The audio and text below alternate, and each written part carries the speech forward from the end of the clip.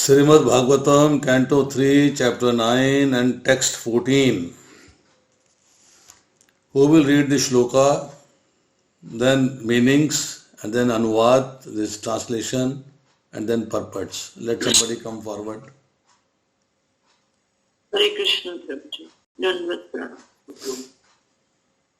शाश्वत स्वरूप महसेव निपित भेद मोहाय बोध धिषणाय नमः परस्मै विश्वो भगवत स्थिति तलेषु निमित्त लीला रसाय देदम इदम चक्रमेश्वराय।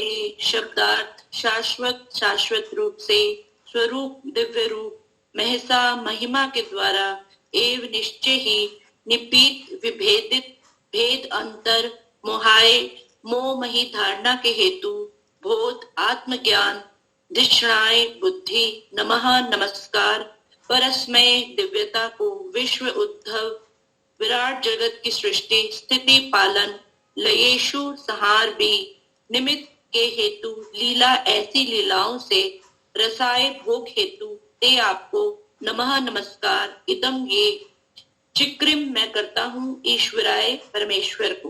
अनुवाद: मैं उन परम दिव्यात्मा को नमस्कार करता हूँ जो अपनी अतरंगी शक्ति के द्वारा विशिष्ट शाश्वत अवस्था में रहते हैं। उनका विभेदित न किया जा सकने वाला निर्विशेष पहलू आत्म साक्षात्कार हेतु बुद्धि द्वारा पहचाना जाता है। मैं उनको नमस्कार करता हूँ जो अपनी लीलाओं के द्वारा विराट जगत के सृजन पालन तथा संहार का आनंद लेते हैं। हरे कृष्ण। Yes. तात्पर्य। Let somebody read तात्पर्य. हरे कृष्ण। परमेश्वर अपनी अतरंगा शक्ति द्वारा जीवों से सदैव विभेदित होते हैं, तथापि वे स्वरूप सिद्ध बुद्धि के द्वारा अपने निर्विशेष रूप में भी समझे जाते हैं। अतः भगवत भक्त भगवान के निर्विशेष रूप को सादर नमस्कार करते हैं। यहाँ पर रास शब्द महत्वपूर्ण है। रास नृत्य भगवान कृष्ण द्वारा गोपियों के संग में वृंदावन में संपन्न किया जाता है और गर्भोदक्षायी विष्णु भी अपनी उस बहिरंगा शक्ति के साथ रास के भोग में लगे रहते हैं, जिसके द्वारा वे संपूर्ण भौतिक जगत का सृजन पालन तथा संहार करते हैं। अप्रत्यक्ष रूप से ब्रह्मा जी उन भगवान श्री कृष्ण को सादर नमस्कार करते हैं जो सदैव गोपियों के साथ राजभोग में लगे रहते हैं, जिसकी पुष्टि गोपाल तापनी उपनिषद में निम्नलिखित शब्दों द्वारा हुई है। प्राधन्ते सो अभुद्यत गोप वेशों में पुरुष पुरस्तादाव विभूर्व भगवान तथा जीव के बीच का अंतर स्पष्ट रूप से तब अनुभव किया जाता है जब उनकी तरंगा शक्ति को समझने के लिए पर्याप्त बुद्धि होती है, जो इस बहिरंगा शक्ति से भिन्न है, जिसके द्वारा वे भौतिक सृष्टि को संभव बनाते हैं। हरे कृष्ण। Yes, English one.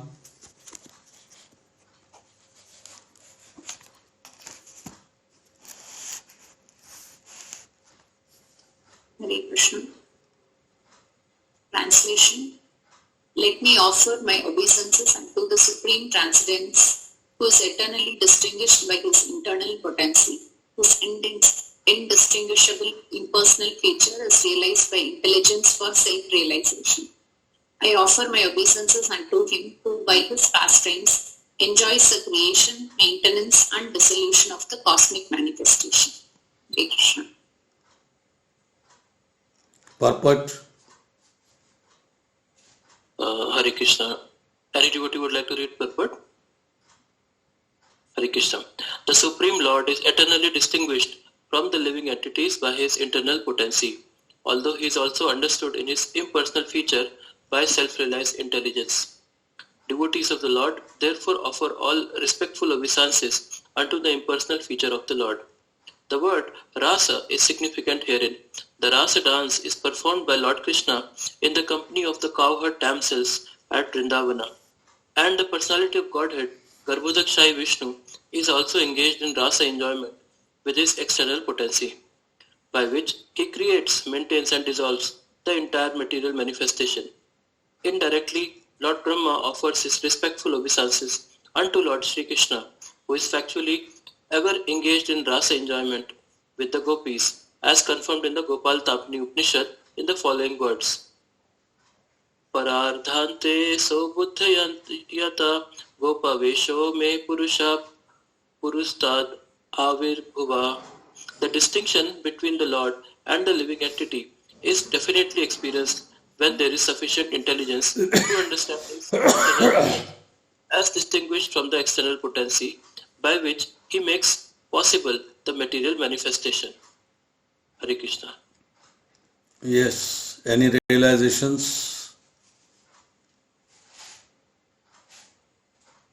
हरे कृष्णा। प्रभु जी पहले तो साकार रूप को प्रणाम किया है और उसके बाद कहा है कि भगवान निर्विशेष रूप में भी रहते हैं, तो उसके लिए भी जो भक्त है भगवान के निर्विशेष रूप की भी वो रिस्पेक्ट करते हैं भक्त लोग। और फिर Good. और कुछ? हरे कृष्णा प्रभु जी। यस माता जी बोलिए। ब्रह्मा जी कह रहे हैं कि मैं जो भगवान है वो अपनी अतरंगी शक्ति में के साथ ही रहते हैं और उसी के द्वारा उनकी जो शाश्वत अवस्था है वो कभी मतलब उनका कभी वो नहीं होता, नाश नहीं होता है, वो शाश्वत रहते हैं हमेशा। और उनको जो है उनके हम उनका पर्सनल भी फीचर और इनपर्सनल दोनों है वो, पर वो तभी समझा जा सकता है कि जब जीवात्मा अपना आत्म साक्षात करती है अपनी बुद्धि द्वारा, जब उसको पता वो जब इस दिशा में लगती है कि मैं कौन हूँ, भगवान कौन है, कहाँ से आए हैं, तभी वो भगवान के दोनों रूपों को समझ सकते हैं। और मैं और जो वो है वो अपने अतरंगा शक्ति द्वारा अपनी मतलब ये जो इस जगत का भौतिक जगत का सृजन पालन और संहार तीनों करते हैं और यहाँ आकर लीलाएं करते हैं और उसी आनंद में भगवान जो है वो डूबे रहते हैं। अनुवाद। यस, और कोई?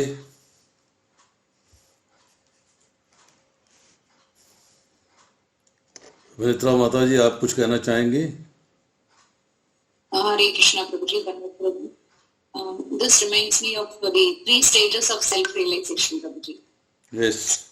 Paramatmeti, Brahmatmeti and Bhagavan realization. So these 3 stages are explained here. So first by self-realized intelligence, which denotes the Paramatma stage, and he understands the impersonal feature, which is the Brahman realization. Though the Supreme Lord is eternally distinguished from the living entities by his internal potency, so it is the Bhagavan realization. These 3 stages are explained here. Great question. This is that Brahmeti. The first part is that this impersonal feature. In Paramatma there is a knowledge also. So from the Lord in the heart. Over here the first part is that self-realized intelligence. What does it mean? That even the impersonal feature cannot be understood by anyone who is not self-realized. One has to become self-realized to understand this feature also. Otherwise, there will be confusions. People will be confused. बाएं दाएं उल्टा सीधा सोचते रहेंगे अपने हिसाब से। कल मैं गया था लेक्चर देने पानीपत। पहला लेक्चर महिपालपुर में था, सेकंड पानीपत में था। तो वहाँ एक माता जी कहने लगी कि जो मैंने अभी लेक्चर में सुना है किसी के, somebody was lecturing on TV, तो वो बता रहे थे कि आत्मा जो है वो यहाँ पे माथे के अंदर दोनों भवों के बीच में होती है, क्योंकि हमने आत्मा को वश में करना है। आत्मा को वश में करना है इसलिए हम उसके ऊपर बिंदी लगाते हैं। मीन्स क्या कनेक्शन दिखाया है बोलने वालों ने कि बिंदी क्यों लगाई जाती है? कि आत्मा को वश में करना है, आत्मा को रियलाइज करना है। और आत्मा रियलाइज कहाँ होती है? इस जगह पे। ऐसे कन्फ्यूजन अराइज होते हैं। तो भगवान का जो इम्पर्सनल फीचर है उसको भी अंडरस्टैंड करने के लिए आपको जो है सेल्फ रियलाइज होना पड़ेगा, मीन्स ज्ञान प्राप्त करना पड़ेगा। You have to move on the process of knowledge. अब इम्पर्सनल फीचर के अंदर क्या बात आती है? हम लोगों ने जो अभी तक पढ़ा है उसमें इम्पर्सनल फीचर आता है भगवान की ब्रह्म ज्योति। मीन्स भगवान के अंगों से जो कांति निकलती है उसको ब्रह्म ज्योति कहा जाता है। और जो लोग उसके पार नहीं देख पाते, भगवान को नहीं देख पाते, वो ज्योति को ही भगवान मान लेते हैं। This is impersonal feature on their part. Ishopanishad के अंदर 15वां मंत्र है, उसमें भक्त जो है भगवान से प्रार्थना कर रहा है कि आप अपने मुखमंडल के आगे से किरणों का आवरण हटाएं। जो लाइट, डेजलिंग लाइट जो आपके चेहरे के आगे आ रही है, आपके शरीर के आगे आ रही है, उसको हटाइए, मुझ पे कृपा कीजिए जिससे मैं आपके मुखमंडल के दर्शन कर सकूं।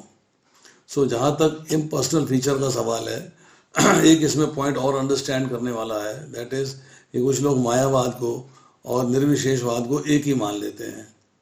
कुछ विशेष नहीं है। मीन्स निर्विशेषवाद, निराकारवाद, मायावाद, इन सबको एक ही बात मान लेते हैं। इनमें डिफरेंस क्या है? डिफरेंस ये है कि माया मीन्स भौतिक प्रकृति, मायावाद मीन्स कि जहाँ जो है माना जाता है कि भगवान ने जब नर का आकार लिया है, नराकार लिया है, इस धाम पे आए हैं भगवान, तो उन्होंने अपनी लीलाएं करी हैं, तो माया के बने हुए हैं। मीन्स उनका शरीर जो है माया से बना हुआ है। मीन्स पृथ्वी, जल, अग्नि, वायु, आकाश, मन, बुद्धि, अहंकार, इनसे बना हुआ है। तो ये बात गलत है।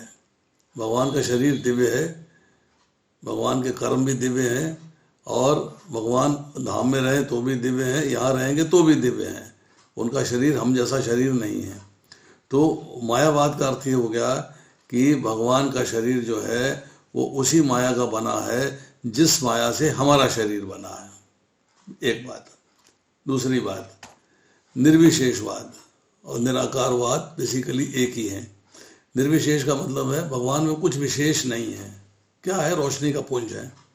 निराकारवाद में भी क्या है? भगवान अव्यक्त हैं, भगवान दिखते नहीं हैं, इंद्रियों के चिंतन से परे हैं। इसलिए भगवान को कहा गया है भगवान निराकार है। फिर निराकार के साथ वो शब्द यूज कर लेते हैं निर्गुण, कि भगवान जो कि निराकार है, निराकार में कोई गुण नहीं होता, वो गुण नहीं है, इसलिए भगवान निर्गुण है और निराकार है। मीन्स एक फील आ गया कि भगवान का कोई आकार नहीं है। तीसरा है भगवान साकार है, मीन्स पर्सनल फीचर है। जैसे मैंने बताया कि अपने मुखमंडल से किरणों का आवरण हटाइए जिससे हम आपके मुखमंडल के दर्शन कर सकें। तो भगवान सगुण है और साकार हैं, और उनके अंदर जो फीचर्स हैं वो हमसे अलग हैं। भगवान के फीचर्स और हमारे फीचर्स दो, we are part and parcel of him, हम उनके अंश हैं। अंश होने के नाते अंशी की तरह ही हमारे फीचर्स होने चाहिए, बट इतने सूक्ष्म हैं, हम इतने सूक्ष्म हैं कि वो फीचर जो है वो दर्शन में नहीं आते, उस दिखते नहीं, माया द्वारा भरमा दिए गए हैं, माया ने कवर कर लिया है उन फीचर्स को। भगवान सर्वत्र हैं, भगवान सर्वज्ञ हैं, भगवान कण कण में व्याप्त हैं। हम लोग जो सोल है वो अपने आप में व्याप्त है, भगवान पे कोई बंधन नहीं है। सोल जो है वो प्रकृति के 3 गुणों के बंधन में है। भगवान अंशी हैं, हम लोग अंश हैं। भगवान को सबका ज्ञान है, हमें अपना भी ज्ञान नहीं है। भगवान को सबकी स्मृति है, हमें अपनी भी स्मृति नहीं है। विस्मृति है, कल क्या खाया था आज भूल जाते हैं, वो याद करना पड़ता है। बहुत सारी बातें भूल गई, खत्म हो गई, याद नहीं, बहुत दिमाग लगा के, बहुत बुद्धि का प्रयोग करके याद करना पड़ता है। भगवान विभू हैं, हम अनु हैं। भगवान आनंद लेने वाले हैं, हम कष्ट भोगने वाले हैं। भगवान माया के स्वामी हैं, मायाधीश हैं, हम माया के अंडर हैं, हम मायाधीन हैं। भगवान स्वामी हैं, हम सेवक हैं। भगवान की इंद्रियां दिव्य हैं, हमारी इंद्रियां भौतिक हैं। तो these differences we have to understand कि भगवान में और हम पे जो है क्या क्या अंतर है। उसके बाद यहाँ प्रभुपाद लिखते हैं कि supreme Lord is eternally distinguished from the living entities by his internal potency. भगवान का जो फीचर्स हमको दिखाई देता है वो इंटरनल पोटेंसी की, मतलब जो राधा रानी की कृपा के बिना नहीं दिखाई दे सकता। इंटरनल पोटेंसी में आती है योग माया भी। योग माया ने जो किरणों का आवरण डाला हुआ है, भगवान के आगे एक आवरण डाल रखा है, पर्दा डाल रखा है, उससे हम भगवान को अपनी इंद्रियों से नहीं देख सकते। जब भगवान कृपा करते हैं, योग माया को इंस्ट्रक्ट करते हैं, वो पर्दा हटा लेती है, फिर दिव्य दृष्टि मिलती है। जब दिव्य दृष्टि मिलती है तब हम भगवान के दर्शन कर सकते हैं। अर्जुन ने कहा कि आप एक अपने अंश मात्र से संपूर्ण ब्रह्मांड में कैसे व्याप्त हो, हाउ डू आई अंडरस्टैंड, मैं कैसे देखूं। वहां ने फिर उसको जो है विराट रूप दिखाया और क्या अब तो मेरा मेरा मेरा स्वरूप देखो। अब अर्जुन को इंस्ट्रक्शन तो दे दी, अर्जुन देख नहीं पा रहा। फिर भगवान कहते हैं अब मैं तुम्हें दिव्य इंद्रियां दे रहा हूँ, I am giving you transcendental eyes, जिसका प्रयोग करके तुम देख पाओगे कि मेरा विराट, मेरा स्वरूप क्या है। तब अर्जुन जो है अपना इंद्रियां प्राप्त करके भगवान का विराट स्वरूप देख पाया। तो यहाँ पर जो है ये अंडरस्टैंड करने वाली बात है कि परमेश्वर श्री कृष्ण अपनी अंतरंगा शक्ति द्वारा जीवात्माओं से विलक्षण हैं, यद्यपि अपनी निर्विशेष स्वरूप में स्वरूप सिद्ध बुद्धि द्वारा भी ग्रहण किए जाते हैं।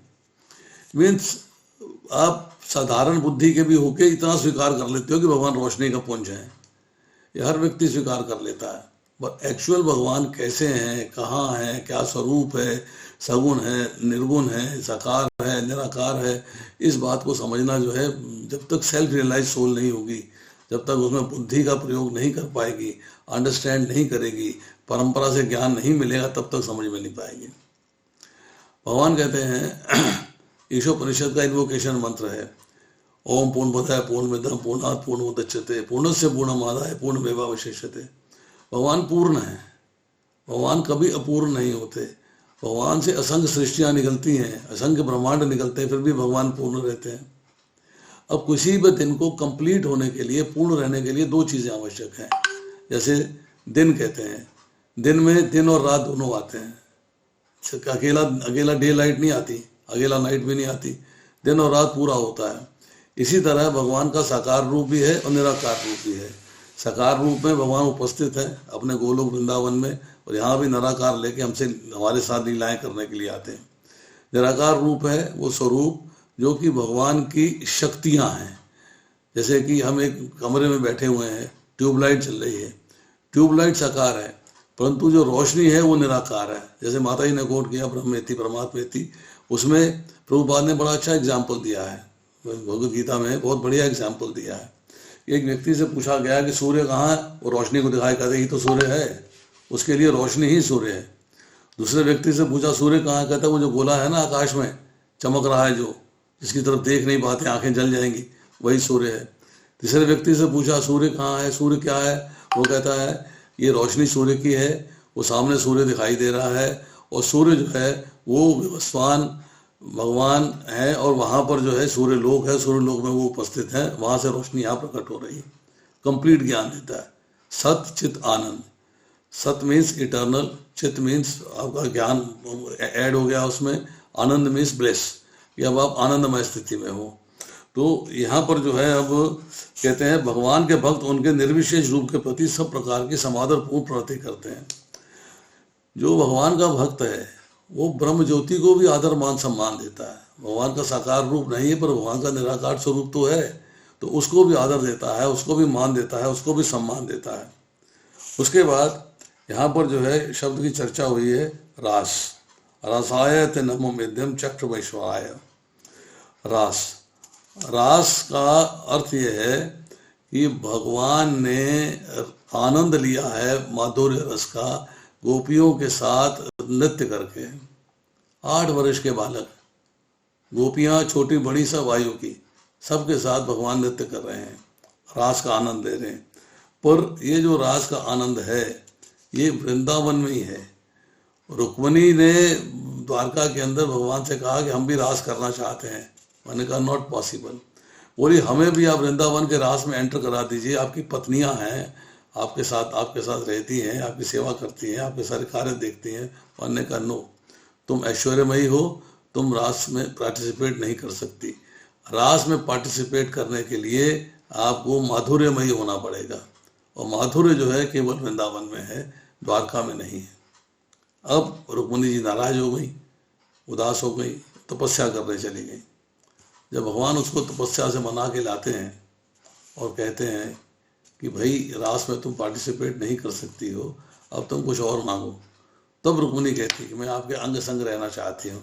तब उसे कहते हैं कि तुम एक सुनहरे बालों के गुच्छे के रूप में मेरे वक्ष पे विराजमान रहोगी, जैसे वत्स चिन्ह कहा जाएगा। तो वो जो रास है रुक्मिणी को भी अवेलेबल नहीं हुआ, बाकी रानियों को भी अवेलेबल नहीं हुआ। रास केवल वृंदावन की गोपियों के लिए था, और किसी के लिए नहीं था। अब यहाँ चर्चा और हो रही है। भगवान के गर्भोदक शाही विष्णु रूप अपनी बहिरंगा शक्ति के साथ रास का आनंद लेने में तल्लीन रहते हैं। अब बहिरंगा शक्ति क्या है? अंतरंगा शक्ति तो राधा रानी हो गई, गर्भोदक शाही विष्णु के साथ लक्ष्मी जी हो गई। बहिरंगा शक्ति क्या है? बहिरंगा शक्ति है भौतिक प्रकृति। इस भौतिक प्रकृति के साथ भगवान विष्णु जो है आनंद लेते हैं। क्या आनंद लेते हैं? सृजन करते हैं, संरक्षण करते हैं, संहार करते हैं। ये उनका रास का आनंद है।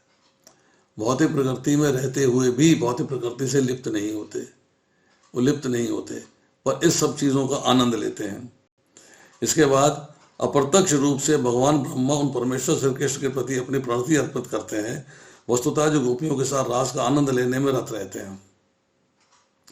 पद्म पुराण में चर्चा आती है।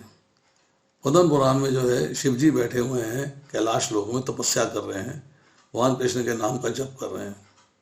तो उससे प्रसन्न होके भगवान कृष्ण जो है अपने विष्णु स्वरूप में लक्ष्मी जी को साथ लेके वाहन पर सवार होके वो शिव जी के सामने प्रकट होते हैं। उनसे कहते हैं कि मैं तुमसे बहुत प्रसन्न हूँ, तो मुझसे वर मांगो। तो शिव जी कहते हैं कि मैं आपसे वर क्या मांगूँ, मेरे को आप अपना परात्पर रूप दिखाइए, निष्क्रिय स्वरूप दिखाइए, वो स्वरूप दिखाइए जिसको लोग जो है मनोहर मूर्तिमान कहते हैं, सच्चिदानंद कहते हैं, आनंदमय कहते हैं। उस स्वरूप का दर्शन करना चाहता हूँ। अरे भाई, मैं तुम्हारे सामने प्रकट हूँ, तुम्हें मेरा स्वरूप नहीं दिखाई देता? शिव जी अंतर्यामी है, अंतर्यामी हम जानते हैं, भगवान का असली स्वरूप कुछ और है। ये तो उनकी विस्तार है, ये उनका विस्तार है, एक्सपेंशन। तो फिर भगवान विष्णु कहते हैं अच्छा तुम मेरे उस स्वरूप को दर्शन करना चाहते हो तो यमुना के पश्चिमी तट पे जो है वृंदावन नामक एक ग्राम है, वहां आ जाओ, वहां तुम मेरे उस स्वरूप के दर्शन करोगे। तो शिव जी जो है आकाश मार्ग से अपने वाहन पे सवार होके पहुंचते हैं वृंदावन में। वृंदावन में क्या देखते हैं कि यमुना किनारे जो है वन है, उसके अंदर जो है भगवान कृष्ण खड़े हैं। 16 वर्षीय बालक गोप वेश में, यहाँ पे गोप वेश की चर्चा करी है। गोप वेशो सब पुरुषा पुरस्ताद आव्रभूव, गोप वेश में खड़े हैं, माथे पे मोर पंख लगा रखा है। उनका बायां हाथ जो है वो राधा जी के कंधे पे है और चारों तरफ जो है गोपियों का समूह है जो खिलखिला रहा है, हंस रहा है, आनंद ले रहे हैं। तो भगवान कृष्ण जी शिव जी को देखा तो उनसे कहते हैं आओ रुद्र, तो मेरे जिस स्वरूप के दर्शन करना चाहते थे, जिसे लोग मनोहर मूर्तिमान कहते हैं, परात्पर कहते हैं, निष्क्रिय कहते हैं, मूर्तिधारी कहते हैं और सच्चिदानंद कहते हैं, वो तुम्हारे सामने है। तो भगवान ने अपना वो स्वरूप दिखाया जो कि उनका असली स्वरूप है, गोप बालक का। और फिर भगवान कहते हैं, उसके बहुत लंबी चर्चा है, उसके शॉर्ट में फिर बताता हूँ कि मैं वृंदावन छोड़ के कहीं नहीं जाता, मैं यही रहता हूँ। जितने भी कार्य किए जाते हैं मेरे विस्तारों के द्वारा किए जाते हैं। जो मुख्य विस्तार है वासुदेव, मैं यहाँ पर गोपियों के प्रेम में निमग्न रहता हूँ और ये राधा जी हैं मेरी प्रिय।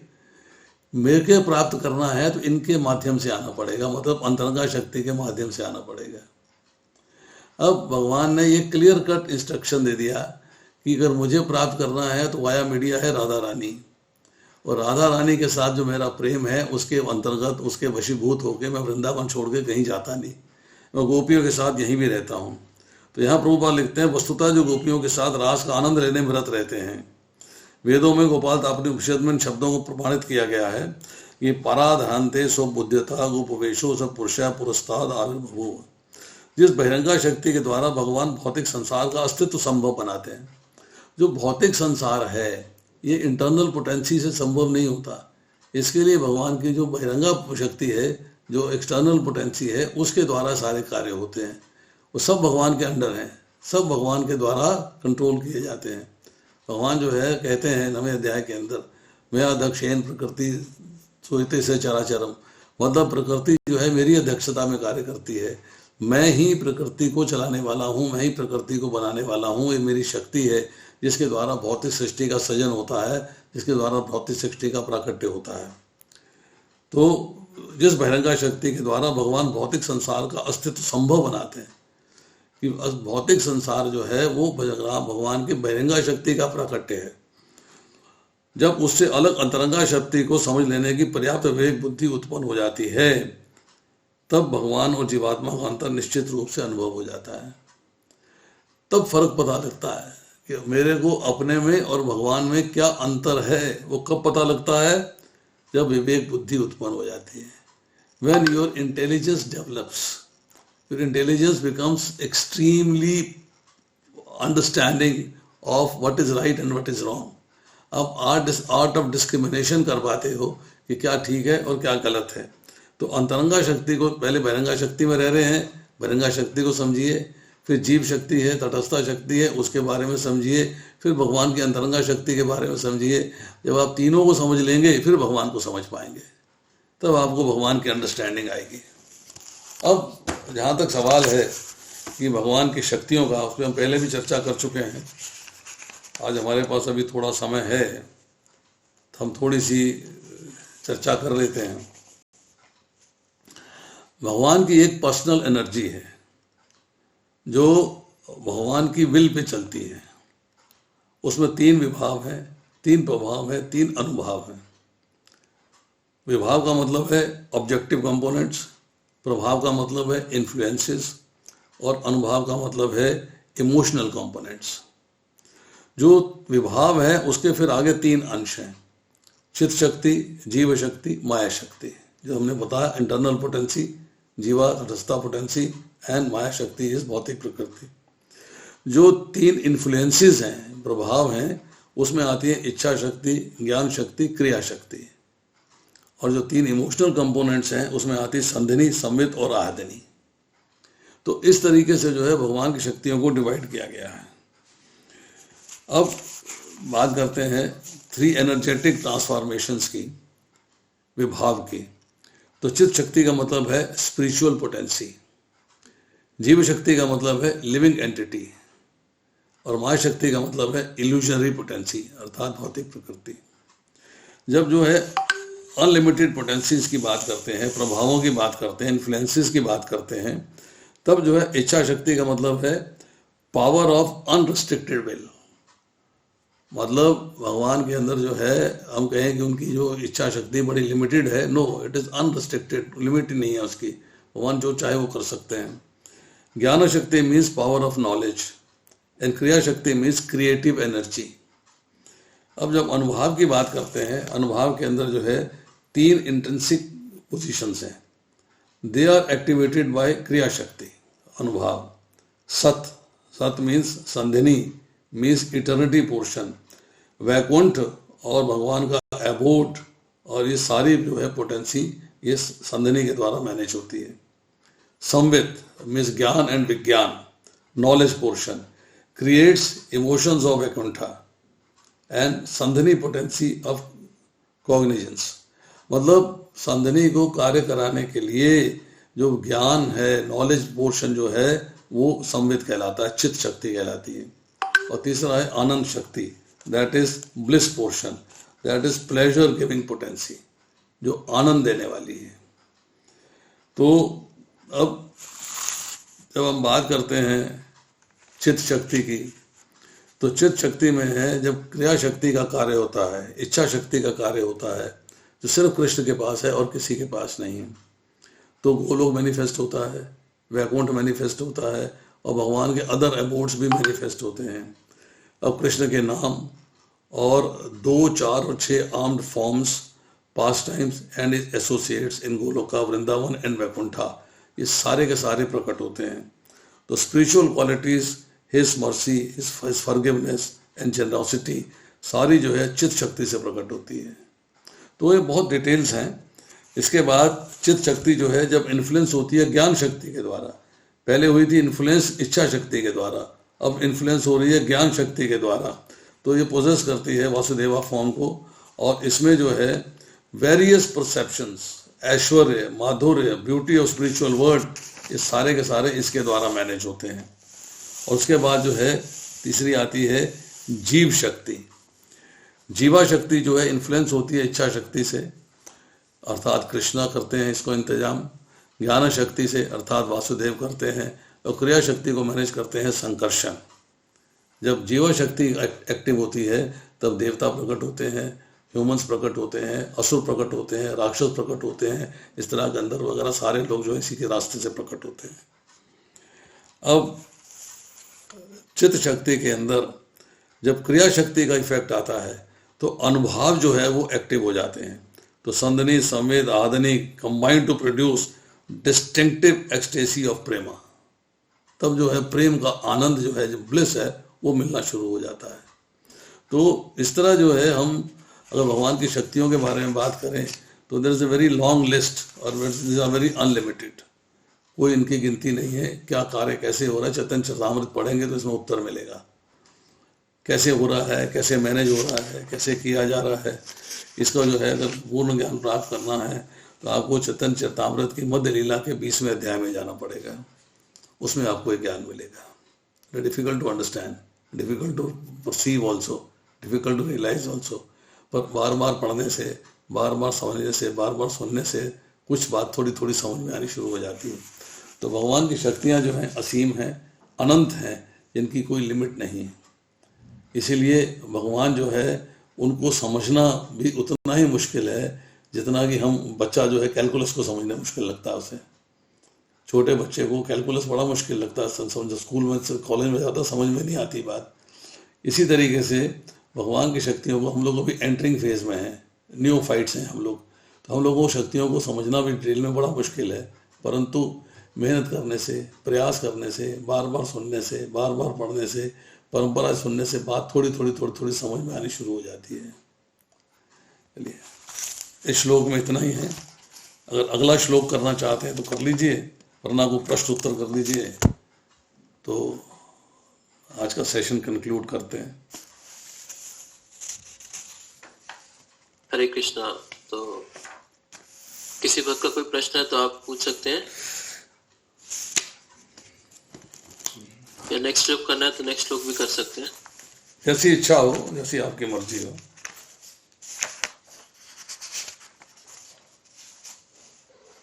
हरे कृष्ण। प्रभु जी, क्वेश्चन ही पूछ लेता हूँ कि संधिनी, संबित और अलादिनी शक्ति, तो ये संधिनी और संबित शक्ति क्या होती है? अलादिनी शक्ति तो राधा रानी होती है, तो सुना था। ये मैंने आपको 3 शक्तियां बताई ना भगवान की। ये अनुभव है। अनुभव मीन्स 3 इंट्रिंसिक क्वालिटीज है स्पिरिचुअल पोटेंसी की। इसमें संधिनी की बात बताई, इटर्निटी पोर्शन। संबित चित्त पोर्शन है, जैसे हम सब चित्त आनंद बोलते हैं, तो चित्त पोर्शन जो है वो कंट्रोल होता है संबित शक्ति के द्वारा। और फिर आनंद, bliss means pleasure potency, that is the third one, that is आनंद वाली शक्ति, आदनी शक्ति, इसको हम आदनी शक्ति कहते हैं, आनंददायक शक्ति। तो जो संबित शक्ति है, जब ये एक शक्ति कार्य करती है, ये कब वो एक्टिवेट होती है? क्रिया शक्ति के द्वारा। भगवान की जो क्रिया शक्ति है उसके द्वारा, क्रिएटिव एनर्जी जो है उसके द्वारा एक्टिवेट होती है। तो ये क्या करती है? Creates emotions of Vaikuntha.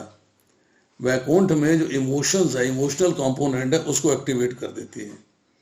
और जो संधिनी शक्ति है, ये इटर्निटी पोर्शन है, इसमें जो है वैकुंठ और इनके अबोर्ड जो है मैनिफेस्ट करते हैं, प्रकट होते हैं, और सस्टेनिंग पोटेंसी है, मतलब इसको सस्टेन करती है। अब हम फिर थोड़ी सी चर्चा करते हैं इसके बारे में, 1-2 लाइनें और बताता हूँ आपको। ये संबित शक्ति, संधिनी शक्ति, जैसे मैंने बताया संधिनी में मैनिफेस्टेशन ऑफ वैकुंठ धाम। अब जितने वैकुंठ धाम प्रकट हुए हैं, ये भगवान ऐसे तो नहीं उठा के यूं रख दिए, सब अरेंज किए, और एक्टिवेशन किसने किया? संधिनी शक्ति ने। इसी तरह जो संबित शक्ति है, वो जो है आपका जो इरोटिक रस है, जो रसा की चर्चा हो रही है, जो आपको आनंद मिलता है, वो आनंद जो है वो संबित शक्ति के द्वारा मिलता है। और जो एक ब्लिस है, जो असली आनंद है, वो मिलता है आदनी शक्ति के द्वारा। That is transcendental loving exchanges that keeps Krishna captivated. जो कृष्ण को कंट्रोल कर लेती है, वो आदनी शक्ति है। वो आदनी शक्ति कौन है? राधा रानी। वो highest mood off ecstasy means वो एप्टोमाइसिस महाभाव, जिसमें कि एक्सपेंड एज काया व्यू स्वरूपा, बड़ी लंबी चौड़ी चर्चा है ये, एज अष्ट सखीज 8 भाव, loving spiritual emotions, further expands as सेवा भाव, modes of divine service, that is embodied by different categories of sakhis, that is nitya siddha sakhis. वो आगे फिर सखियों के रूप में प्रकट होती है आदि शक्ति। प्रिय सखी हैं, वेरी डियर फ्रेंड्स, नार्मल सखी हैं, डियर ह्यूमरस फ्रेंड्स, प्राण सखी हैं, फ्रेंड्स डियरर देन सखीज, एंड उसके बाद परम प्रेष्ठा सखीज हैं, that is dearest of all the.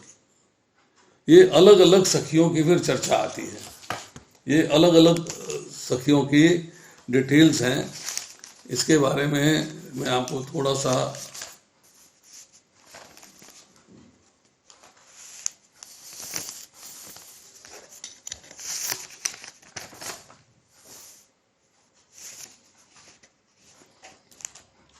जो गोपियां हैं उसके भी जो है ग्रुप बनाए गए हैं।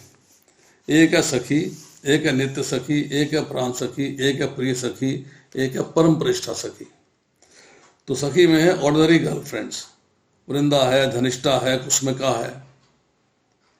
जो नित्य सखी हैं वो इटर्नल फ्रेंड्स हैं, मणि मंजरी हैं, कस्तूरी है। उसके बाद प्राण सखी हैं और as dear as life, intimate bosom friends हैं। उसमें शशि है, मुखी है, वसंती है और लसिका है।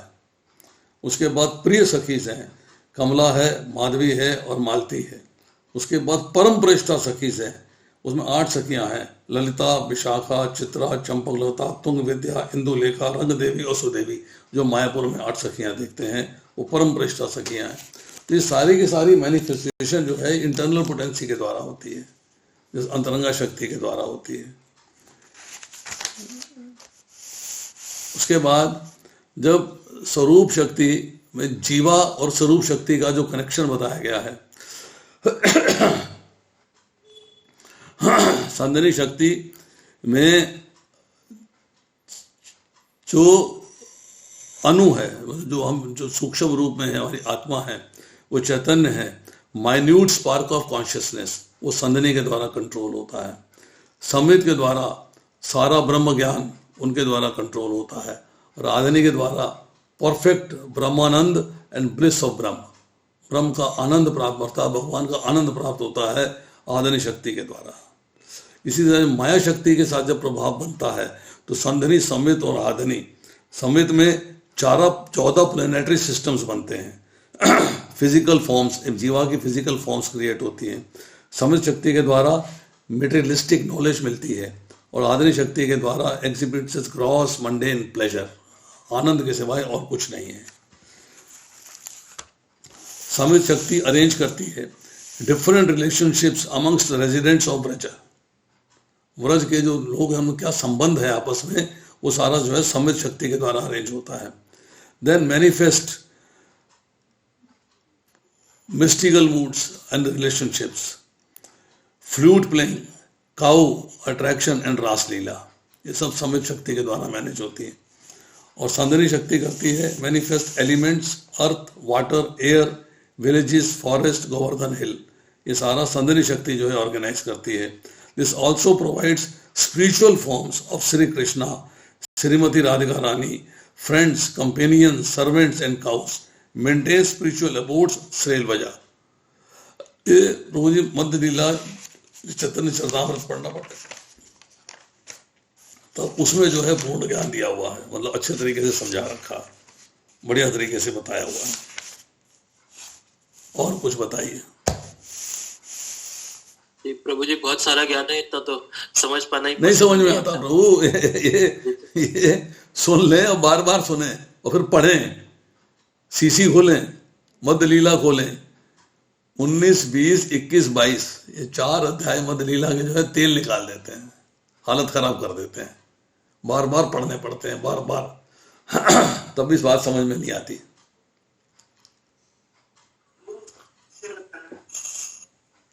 हरे कृष्णा प्रभु जी। हरे कृष्णा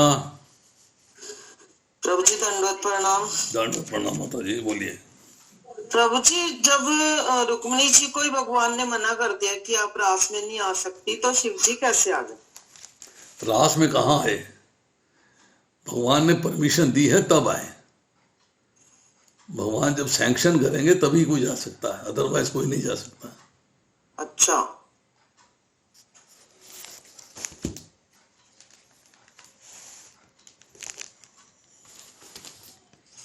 कृष्णा प्रभु जी, दंडवत प्रणाम।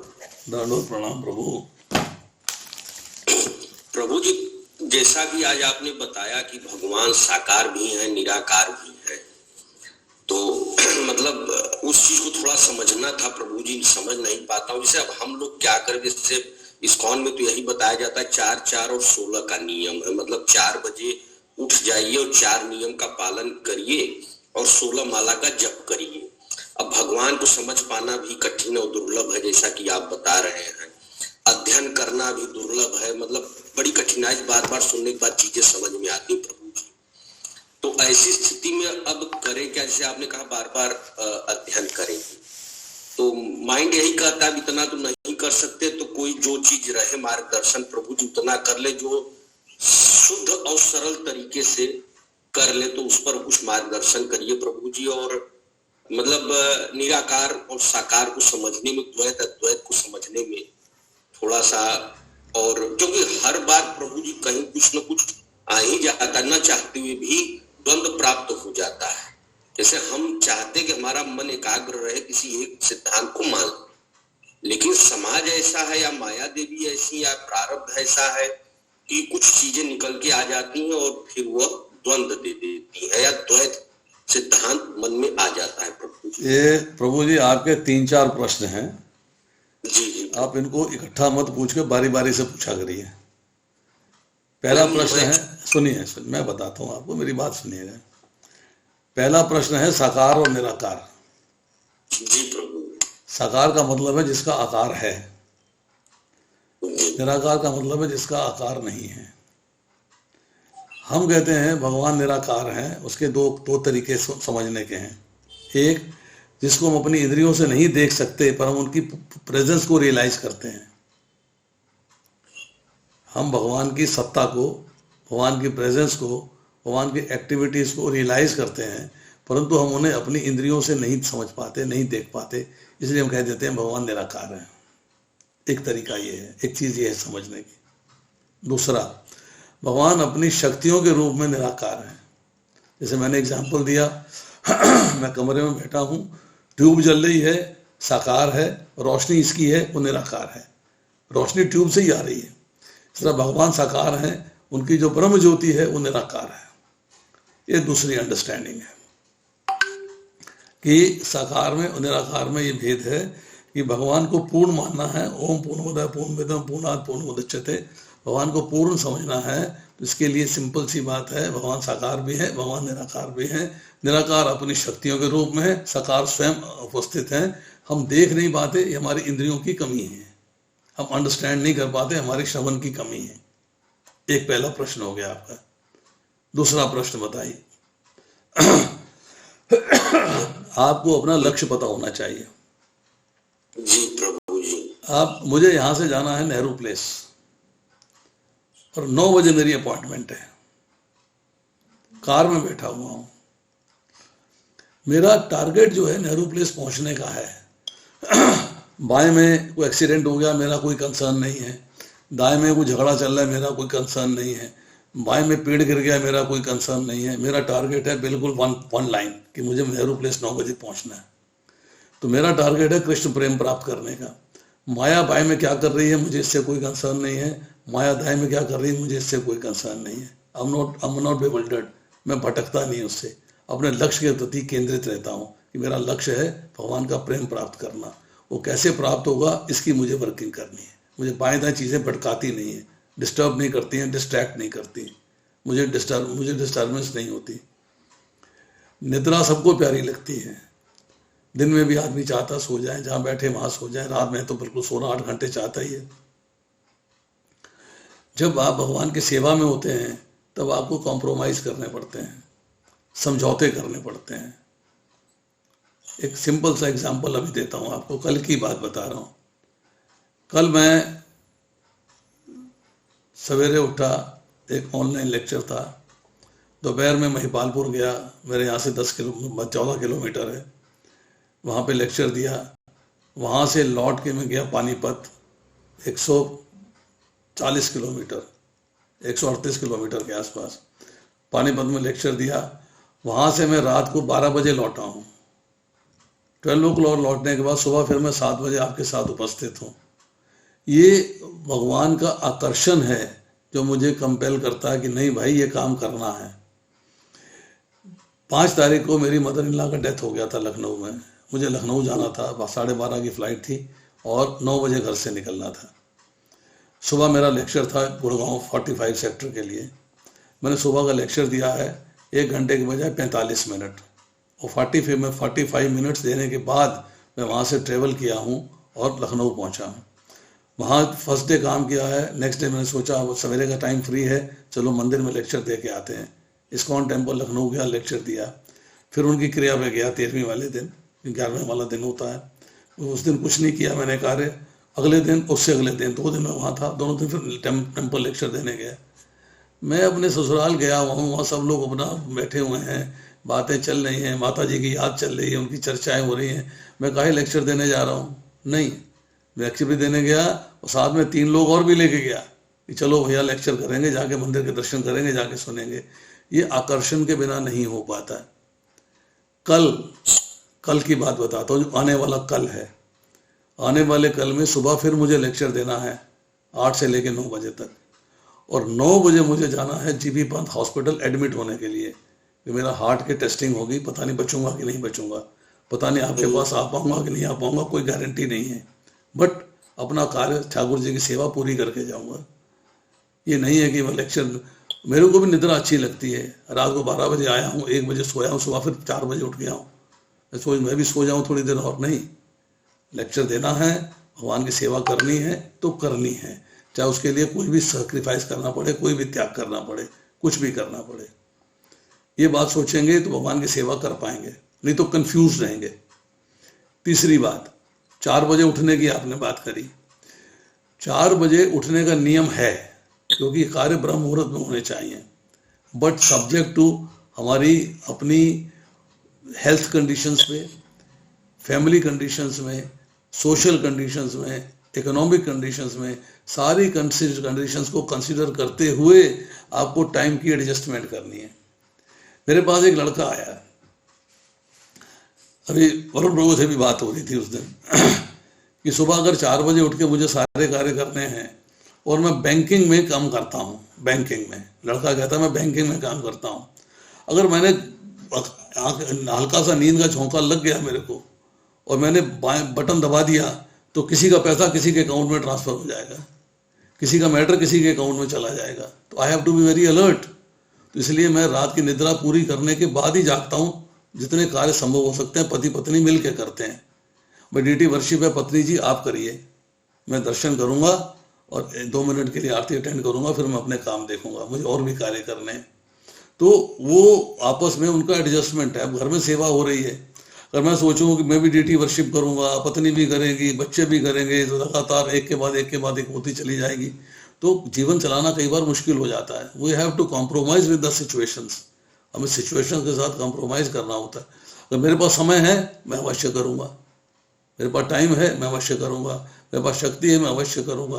पर नहीं शक्ति है तो मैं 4 बजे के बजाय 5 बजे भी उठ सकता हूँ, 5 बजे के बजाय 6 बजे भी उठ सकता हूँ, क्योंकि मेरे को अपनी हेल्थ भी देखनी है, भगवान की सेवा करनी है, अपना जीवन यापन करना है, अपना घर चलाना है। तो वो कॉम्प्रोमाइज होता है, उसमें कोई कायदा कानून नहीं है कि हमें 4 बजे ही उठना है सवेरे, और 4:15 तो मंगल आरती हो जाती है, तो फिर 3 बजे उठना चाहिए और 9 बजे सो जाना चाहिए। अब एक व्यक्ति है अपने बिजनेस से, अपनी फैक्ट्री से, अपनी इंडस्ट्री से रात को 11 बजे घर वापस आता है। अब वो कैसे 9 बजे सो जाएगा? He can't sleep. 2 घंटे उसे ट्रैफिक में लगते हैं, भिवाड़ी से लेकर दिल्ली आना है, मुनेसर से दिल्ली आना है, ट्रैफिक होता है, 2 घंटे लग जाते हैं उसको आने में। वो फैक्ट्री बंद करता है रात में 8, साढ़े 8, 9 बजे के, उसके बाद वहाँ से वापस आता है 11 बज जाते हैं। तो उसको टाइम को एडजस्टमेंट करना पड़ेगा। वो सेवा करनी है तो 3 चीज़ें मुख्य हैं सेवा करने में। 3 थिंग्स आर वेरी इंपॉर्टेंट। एक है भगवान का स्मरण लगातार रहना चाहिए। उसके लिए श्रवण करना और कीर्तन करना, चैंटिंग करनी, आपको 16 वाला जप करनी है, वो आपके लिए एक एसेंशियल चीज़ है। दूसरी बात, भगवान को भोग लगा के भोजन को प्रसाद के रूप में ग्रहण करना, बनाना ही भगवान के लिए है। दूसरी बात। तीसरी बात, दर्शन करने हैं, आरती करनी है, बस ये अगर आप 3 काम आप कर लेते हो तो आप सफलता। बाकी श्रवण करिए, सुनिए, पढ़िए जितना टाइम मिले। और मैं नर्सिंग होम चलाता था, मेरे पास सारा दिन टाइम नहीं होता था। कभी रात में 3 बजे डिलीवरी हो रही है, कभी रात में 4 बजे ऑपरेशन हो रहा है, कभी 9 बजे रात में बच्चा पैदा हो रहा है, तो सब काम करते थे। तो मेरी पढ़ाई रात में होती थी। मैं रात में 10 बजे खाना खाने के बाद पढ़ने बैठता था 12-1 बजे तक, क्योंकि मैं वही टाइम मेरा पढ़ने का था, वही टाइम मेरा नोट्स बनाने का था, वही मेरा लिखने का था। तो मैंने वो सीखा, मैंने टाइम को, ठाकुर जी की सेवा में हूँ, एडजस्टमेंट अपने हिसाब से करी कि जीवन यापन भी करना है, हर संसार भी चलाना है, समाज में भी रहना है, रिश्तेदारियां भी निभानी है और भगवान की सेवा भी करनी है। भगवान भाव देखते हैं, भगवान टाइम नहीं देखते। भगवान देखते हैं कि आपके मन के अंदर उनके प्रति कितना प्रेम है, कितना भाव है। मिश्रा जी, मैं फरीदाबाद में लेक्चर देने के बाद 40 किलोमीटर सेक्टर बादशाहपुर, वहां से 175 किलोमीटर पानीपत एक दिन में मैंने ट्रेवल किया है, 125 किलोमीटर वापस। ये भाव है मेरा भगवान की सेवा करने का। दिन में 3-3 लेक्चर करने और पूरी एरिया में घूमना, ये मेरा भाव है, मैं करता हूँ। कल भी मैं जाऊंगा अस्पताल, पता नहीं मैं लौट के आऊंगा कि नहीं आऊंगा, मुझे नहीं मालूम है, परंतु सेवा करके जाऊंगा, सेवा करके जाऊंगा। चरित्रवान व्यक्ति अपने को माया के पास से दूर रखने में सक्षम।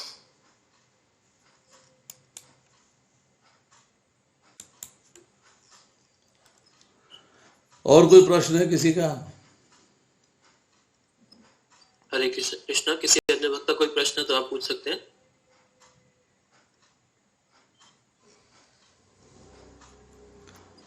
आप सिर्फ एक कार्य करिएगा, भगवान से प्रार्थना करिए कि मैं लौट कर फिर आपकी सेवा में लग सकूं। अरे जरूर जरूर प्रभु जी, अभी हम लोग करते हैं। भगवान श्री हरे कृष्ण, भगवान श्री कृष्ण हरि प्रभु को सदैव स्वस्थ और प्रसन्न रखिए कि हम लोगों को शुद्ध भक्त बना सके, कुछ भी अपनी सेवा संपन्न करें, उन्हें आपका सानिध्य और प्रेम प्राप्त हो प्रभु। ये मेरी हृदय से निकली हुई आवाज है। हरे कृष्णा, दंडवत प्रणाम। आप स्वस्थ होके आएंगे प्रभु जी, ये हमें पता है, क्योंकि हाँ ठाकुर जी को पता है हमें आपकी कितनी जरूरत है। तो आप बहुत अच्छे से स्वस्थ होके वापस आएंगे क्लास लेने हमारी। थैंक यू महाराज ji, thank you very much.